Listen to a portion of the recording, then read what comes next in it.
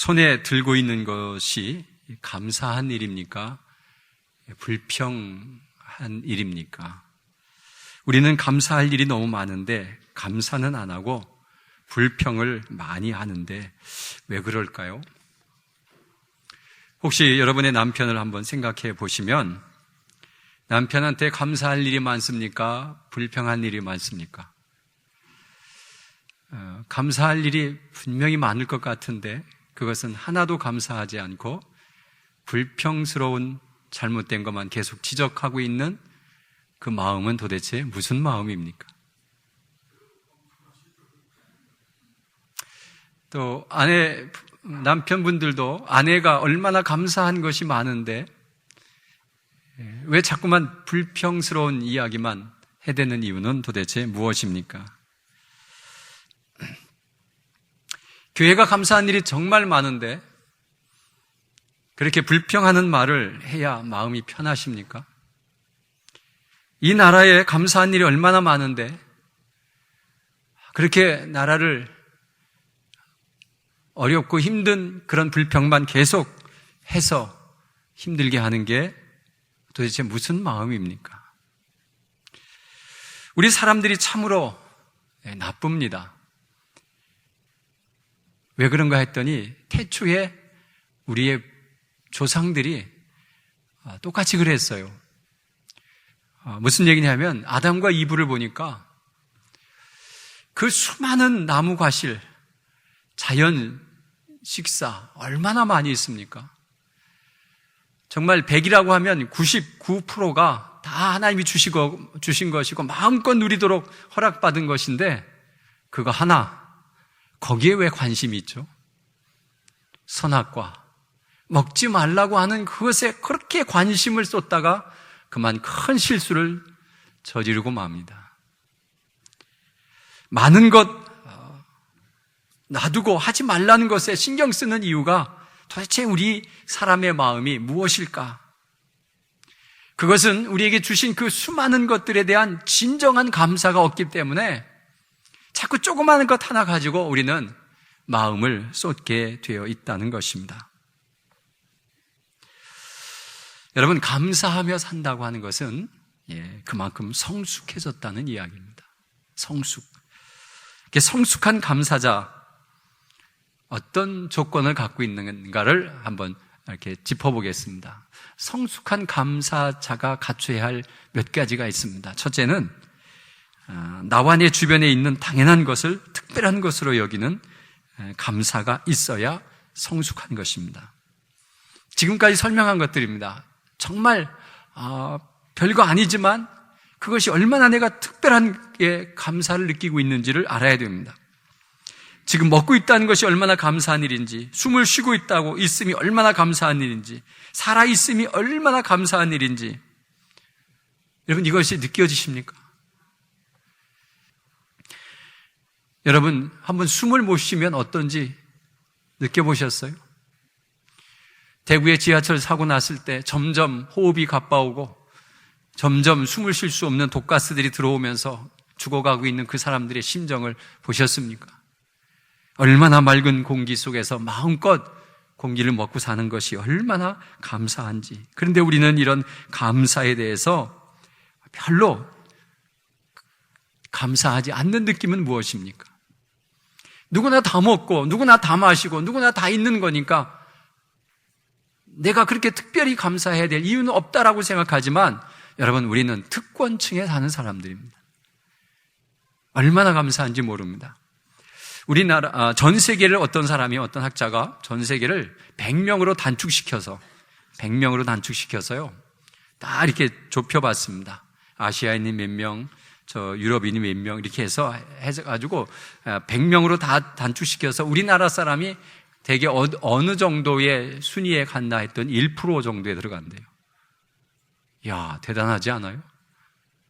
우리는 정말 특별한 삶을 살고 있는데 그것이 감사로 느껴지십니까?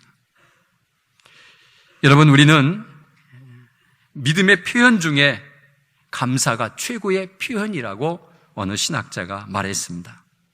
성도는 범사에 감사할 수 있는 사람입니다. 이 범사라고 하는 것은 모든 일에 감사할 수 있는 사람을 범사에 감사한다고 하는 거예요. 좋은 일만 감사하고 나쁜 일에는 감사하지 않는 것은 범사의 감사가 아닙니다. 범사는 모든 일에 감사하는 자가 되어야 신앙의 향기를 풍길 수가 있습니다. 자, 두 번째는 감사할 수 없음에도 감사해야 진정한 성숙된 감사입니다. 감사할 수 없습니다. 그런데도 감사를 하는 것입니다. 여러분, 어떤 목사님이 강도를 만났습니다. 그리고 강도를 만나고 나서 감사를 썼는데 4가지로 썼습니다. 첫째, 평생 강도 안 만나고 처음인 것에 대한 감사. 수많은 날들이 있었는데 그래도 이번에 처음 만난 것은 감사한 일이다라고. 두 번째는 강도 만나면 몸도 다치거나 죽거나 하는데 안 다친 것이 감사하다. 세 번째는 돈은 좀 빼앗겼지만 재산 안 뺏긴 것이 감사하다. 네 번째는 내가 강도 같은 사람이 안 된 것이 감사하다. 우리가 보기에는 좀 말도 안 되는 억지 같아요, 억지. 그저 이런 어려움을 당했는데도 목사니까 억지로 감사를 만들어낸 듯한 느낌을 받아요. 그런데 이것을 진정으로 감사한 사람이 하나 있어요. 이재철 목사님이라고 주님의 교회를 서울서 개척했다가 은퇴하신 목사님이 회복 목회라고 하는 이 책에 이런 글을 썼어요. 뭐라고 하느냐면, 제가 읽어드리겠습니다. 1992년 전교인 여름 수련회 뜻하지 않은 불의의 사고가 일어났습니다. 소년부 어린이였던 정민홍 군이 익사사고로 목숨을 잃었습니다. 실외가 아닌 실내 수영장에서 사고가 난 것이라 충격은 더 컸습니다. 온 교회가 큰 충격에 빠져들었고 정민홍 군의 부모님이 어떻게 대응하느냐에 따라 교회는 시험과 어려움에 빠질 위기에 놓였습니다. 그런데 교회 교우들은 이 사고로 인해 5번 놀래야 했습니다. 놀란 것 5가지입니다. 첫 번째, 정민홍 군의 갑작스러운 죽음으로 온 성도는 놀랐습니다. 두 번째, 사고 이후 정민홍 군의 부모님과 가족들의 의연함을 보고 놀랐습니다. 세 번째, 정민홍 군의 아버지 정성기 집사님이 예배당에서 치러진 장례 예배 시 교인들에게 하신 5가지 감사 인사말에 모두 놀랐습니다. 그 5가지 감사가 이렇습니다. 첫째, 주님께서 민홍이를 모태에서부터 믿게 하시고 어릴 때 유아 세례 받게 해주신 것을 하나님께 감사드립니다. 둘째, 이 세상에서 죄악과 탐욕에 오염되기 전 순결한 영혼의 상태로 아들을 하나님의 나라로 불러주셨음을 하나님께 감사드립니다. 셋째, 교통사고나 세상의 굳은 일로 부르신 것이 아니라 하나님을 사랑하여 말씀을 배우던 수련장에서 불러주셨음을 하나님께 감사드립니다. 넷째, 그동안 민홍이가 차지하고 있던 자리가 당장은 공허하게 보이겠지만 그러나 하나님께서 감당할 시험 밖에는 주지 않는다 하셨음에 그 빈자리를 하나님의 은총으로 반드시 채워주실 것을 믿음으로 하나님께 감사드립니다. 교인들은 모두 깊은 깨달음과 함께 뜨거운 감동의 눈물을 흘렸습니다. 그러나 그것으로 끝난 것이 아니었습니다. 그 다음 주일 교인들은 정성기 집사님 가족이 하나님께 감사드리기 위하여 강단에 꽃을 바쳤습니다. 이 꽃꽂이를 담당한 것입니다. 네 번째, 그리고 바쳤습니다. 교인들에게 감사를 표시하기 위해 전교인이 먹을 분량의 떡을 준비한 것을 보고 온 성도는 네 번째 놀랐고 그 사고로 인하여 교회가 시험에 빠지지 않고 오히려 은혜 속에서 더욱 굳게 세워짐으로 인해 놀란 것이 마지막 5번째였습니다. 슬픔을 초월한 정성기 집사님 가족들의 성숙한 신앙적 모습이 모든 교인들로 하여금 자신들의 신앙을 돌아보게 해 주었을 뿐 아니라 신앙의 궁극적인 목표가 하나님의 나라이어야 함을 깊이 깨닫게 해 주었던 것입니다. 회복 목회 중에서 여러분, 이거 정말 본받아야 할 신앙의 성숙된 사람이 아닙니까? 마치 손양원 목사님의 10가지 감사 기도가 생각나게 하는 글이었습니다. 또 본받아야 할 사람이 하나 있다면 사도 바울을 소개하고 싶습니다. 그는 옥중에서도 감사의 편지를 보내며 감사를 많은 교회들에게 가르쳤습니다. 바울이 가르쳐준 감사의 대상을 분명하게 말씀하고 있습니다. 하나님이 원하시는 것과 우리가 해야 할 일을 분명하게 가르치고 있었습니다. 그래서 오늘 본문이 그것을 우리에게 가르칩니다. 자, 세 번째, 성숙된 감사의 세 번째죠. 우리의 감사의 대상은 하나님이시고 하나님이 원하시는 것을 가르치십니다. 이것이 성숙된 감사를 드리는 세 번째입니다. 자, 이 얘기는 무슨 얘기냐면 하나님께서 우리에게 감사의 대상은 사람이 아니라 하나님인 것을 사도 바울은 분명하게 가르치고 있고, 또 그 감사를 통해서 하나님은 자신이 원하시는 것을 우리에게 나타내시는다는 그런 놀라운 은혜입니다. 오늘 본문을 보면 감사하는 죄가 되라라고 15절에 말하고 있습니다. 그러면서 결론은 예수의 이름을 힘입어 하나님께 감사하라고 결론을 짓습니다. 우리는 하나님께 감사하는 것이 당연한 것이라고 여기지만 사실은 하나님께 진심으로 감사가 안 된다는 사실입니다. 추수감사절을 벌써 몇 해를 지냈습니까? 그래서 하나님께 감사한다는 것은 당연한 것 잘 알고 있는데 뭐 새삼 강조하십니까? 이렇게 말할 수 있지만 여러분, 우리가 진심으로 하나님에 대한 감사가 이루어졌느냐라는 것입니다. 진정으로 감사드리지 않는 우리의 그냥 형식에 맞춘 그런 감사, 그냥 입에 발린 감사가 아니었는가를 우리는 다시 한번 생각해 봐야 됩니다.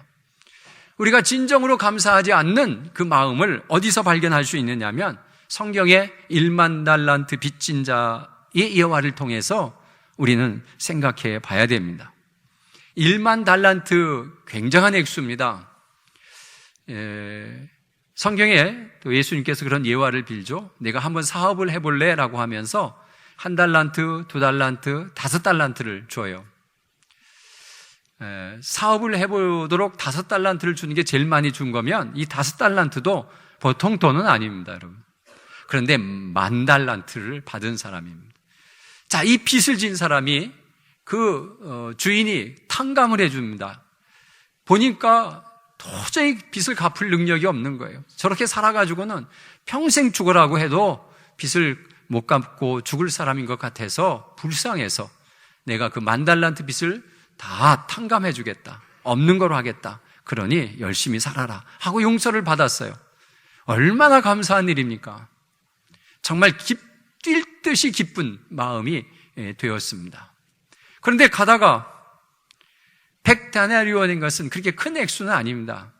작은 돈입니다. 100데나리온 4개 빚진 자를 잡아서 멱살을 붙들고 감옥에 넣어버리고 말았습니다.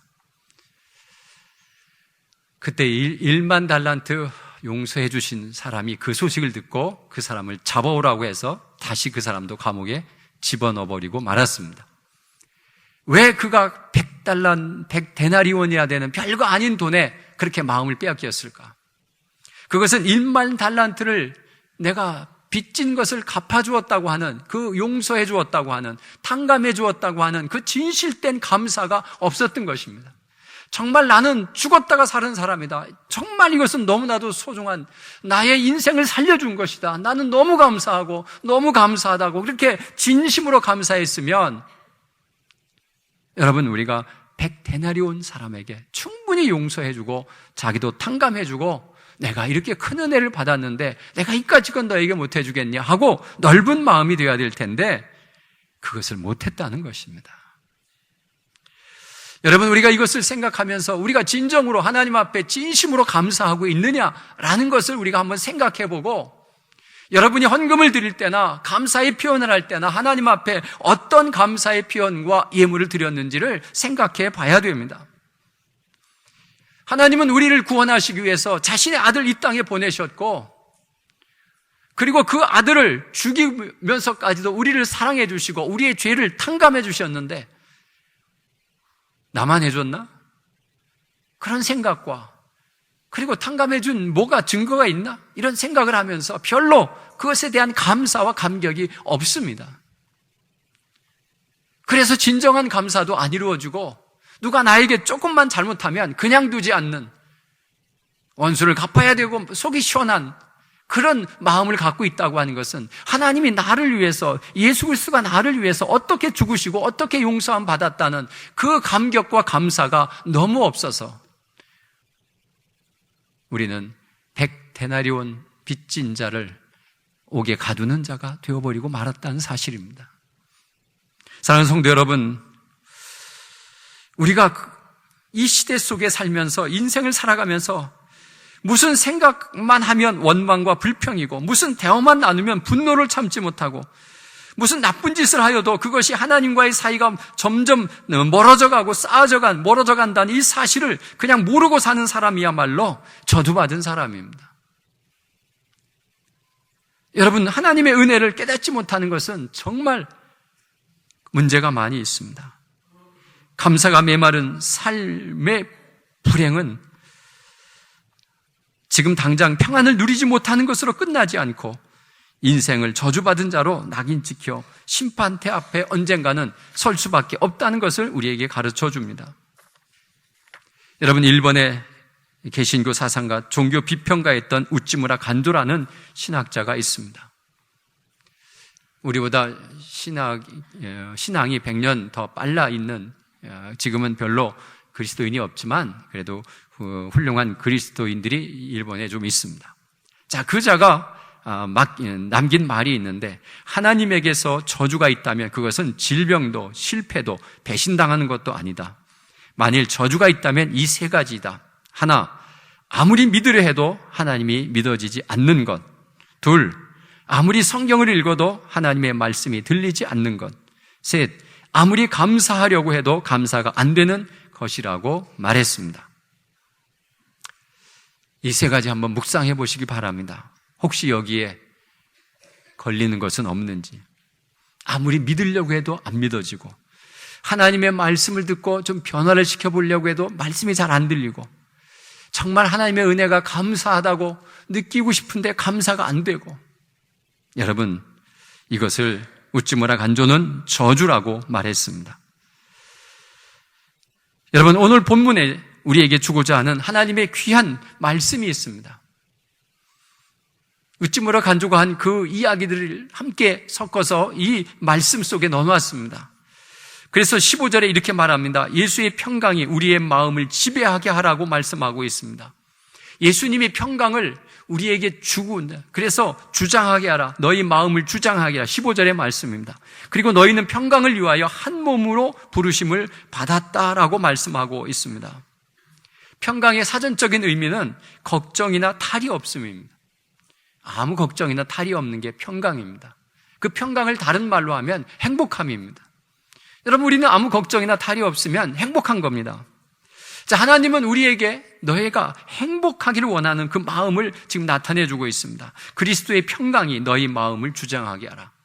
이 평강이 떠나지 않게 하라. 그리고 너희들이 평강을 위하여서 한 몸으로 부르심을 받았으니 만약 평강하지 않는 사람을 발견하면 그 사람을 가서 도와줘라. 먹지 못하는 사람은 평강하지 않습니다. 그러면 그에게 먹을 것을 줘야 됩니다.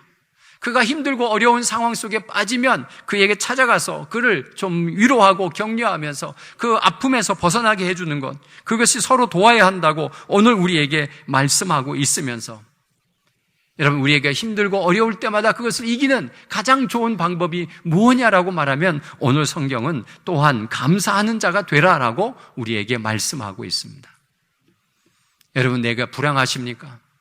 그 불행을 이기는 방법이 무엇입니까? 열심히 일해서 돈을 벌면 불행이 떠나갑니까? 아니면 그것을 해결하기 위해서 사람을 찾아다니면서 무엇인가를 해결해야 그것이 없어집니까? 여러분, 그러나 하나님이 가르쳐 주신 방법은 감사하는 겁니다. 나의 주변의 모든 것들을 감사하고, 그 불행마저도 감사하고, 그 불행 속에서도 하나님의 뜻을 발견하고 나아간다면, 여러분, 우리는 그 마음에 평강이 주장되고 평강이 지배하게 되는 것입니다. 아까 예화를 말씀드렸던 그 정민홍 군 부모님은 하나님이 데려가셨다. 하나님이 데려가셨기 때문에 감사하자라고 그에게, 그 가족들이 그렇게 말하고 하나님의 말씀대로 그가 묵상함으로 인해서 그 어려움을 이겨낼 수가 있고 그의 가정에 진정한 평강이 임하게 되는 것입니다. 16절에는 어려운 일이 닥치면 서로 말씀으로 위로하고 격려하라는 말씀입니다. 그리고 시와 찬송과 노래로 감사의 찬양을 하나님께 올리라는 것을 말씀하고 있습니다. 그러면 힘을 얻고 평강의 삶, 행복한 삶을 살 수 있습니다. 아픔을 당했을 때 우리가 말씀으로 가서 위로하는 겁니다. 하나님께서 이렇게 말씀하셨어. 그러니 이 말씀을 붙들고 우리 일어나자. 우리 다시 한번 일어나자 하고 그를 격려하고 또 시와 찬송과 노래를 가지고 또 하나님 앞에 예배하면서 그 아픈 가슴을 풀어낼 수 있는 그런 하나님의 감사가 일어나야 된다고 오늘 우리에게 말하면서 감사하는 마음으로 하나님을 찬양하고 17절에 보면 무엇을 하든지 말에나 일에나 예수님의 이름으로 하고 그 힘을 얻어서 하나님께 감사하라고 말하고 있습니다. 이렇게 해야 우리는 진정한 감사를 드릴 수 있습니다. 말을 할 때 여러분 조심해야 됩니다. 내 말에 수많은 사람들이 상처를 받습니다. 내가 예수님의 이름을 힘입어서 그래서 말을 함부로 하지 말아야 되는데 자기의 감정에 나타난 대로 그냥 함부로 말해버려서 예수 믿는 사람이 저런 말을 하면 돼라고 그런 생각들을 갖게 됩니다. 예수님이라면 어떤 말을 할까? 예수님이라면 이런 상황 속에서 어떻게 이야기할까? 그리고 지금 이 사건은 예수님께서 어떻게 내게 준 사건인가? 또 이 사건을 통해서 하나님은 무엇을 요구하시는가? 이렇게 모든 일에나 말에나 일에나 예수의 이름으로 하라고 할 때 우리는 실수하지 않고 또 어렵고 불행 가운데서도 힘차게 일어날 수 있는 능력을 받게 되는 것입니다. 그리고 그의 이름을 힘입어 하나님 앞에 감사하는, 감사가 안 되면 예수 그리스도의 능력과 힘을 빌려서 하나님 앞에 감사할 때 하나님께서 우리에게 정말 멋진 기적의 마중물 감사를 할 수가 있는 것입니다.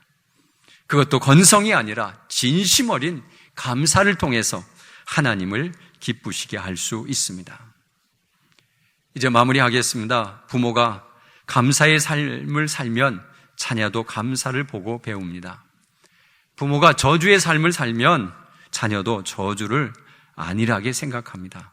감사도 저주도 대물림 될 수 있다는 것이 고맙기도 하고 한편으로는 두렵기도 합니다. 우리가 자녀들에게 유산을 물려줄 것은 오직 예수 그리스도를 믿는 믿음과 그 믿음으로 감사의 삶을 살아가는 것을 가르쳐야 됩니다. 그렇게 실천하는 가정은 천대까지 은혜를 누리는 믿음의 명문 가문이 될 수 있습니다. 깨어진 유리창의 법칙이 있습니다. 여러분, 새 차를 사서 유리창을 깨놓고 트렁크를 조금 망가뜨려 놓으면 며칠 안에 그 안에 쓰레기가 가득 찹니다. 새 차입니다. 쓰레기 차입니다. 왜요? 깨어진 유리창 때문에 그렇습니다. 그러나 오래 쓴 차지만 여러분 잘 닦아서 반질반질하게 해놓고 이렇게 해놓으면 거기다가 절대로 쓰레기를 버리지 않습니다. 여러분, 우리가 진정으로 감사라고 하는 것은 이 모든 것을 아름답게 코팅해서 놓는 것입니다. 그래서 그곳에 쓰레기가 버려지지 않도록 하는 것이 얼마나 소중한가를 알게 되었습니다. 그래서 여러분, 우리 자녀들에게 감사하는 법을 정말로 가르쳐야 이 아이는 감사하는 자가 되어서 하나님의 크신 축복을 받는 그런 멋진 자녀들이 됩니다. 우리가 감사할 때 하나님이 기뻐하십니다. 믿으십니까? 그 기뻐함의 표현이 스바냐 3장 17절에 이렇게 나타내고 있습니다. 이것을 읽고 설교를 마치겠습니다. 너희 하나님 여호와가 너희 가운데 계시니 그는 구원을 베푸실 전능자이시라. 그가 너로 말미암아 기쁨을 이기지 못하시며 너를 잠잠히 사랑하시며 너로 말미암아 즐거이 부르며 기뻐하시리라 하리라.